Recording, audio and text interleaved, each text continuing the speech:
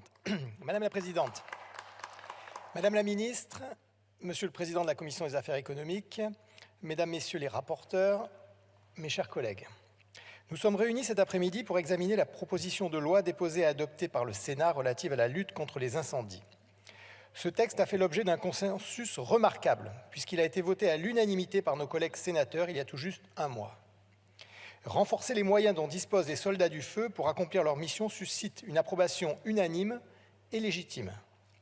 Elle symbolise la reconnaissance de la nation pour l'ensemble des femmes et des hommes engagés dans la protection de notre patrimoine et des populations à l'heure où leur mobilisation s'avère plus que jamais décisive.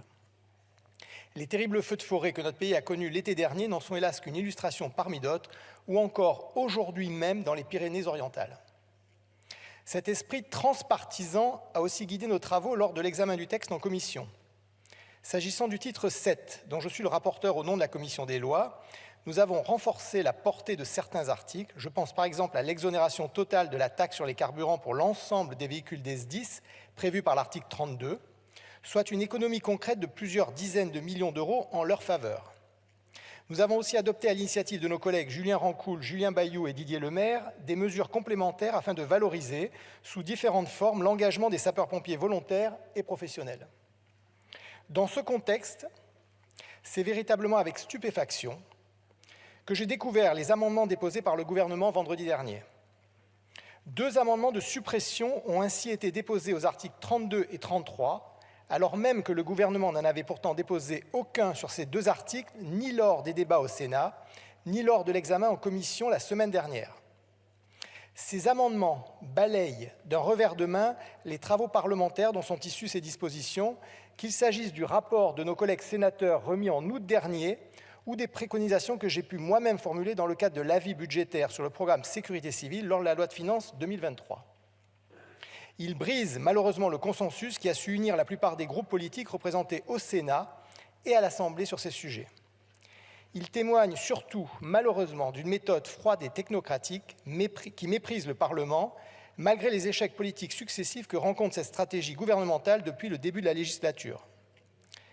Pire, ces amendements de suppression visent en réalité à maintenir sur les SDIS et sur l'ensemble des acteurs engagés dans la lutte contre les incendies une fiscalité à la fois injuste et insupportable. Injuste parce que la consommation de carburant par les véhicules des pompiers est la conséquence de leur activité croissante au service de l'intérêt général. C'est bien entendu le cas de la taxe sur le gazole et sur l'essence, comme du malus écologique applicable aux véhicules tout-terrain.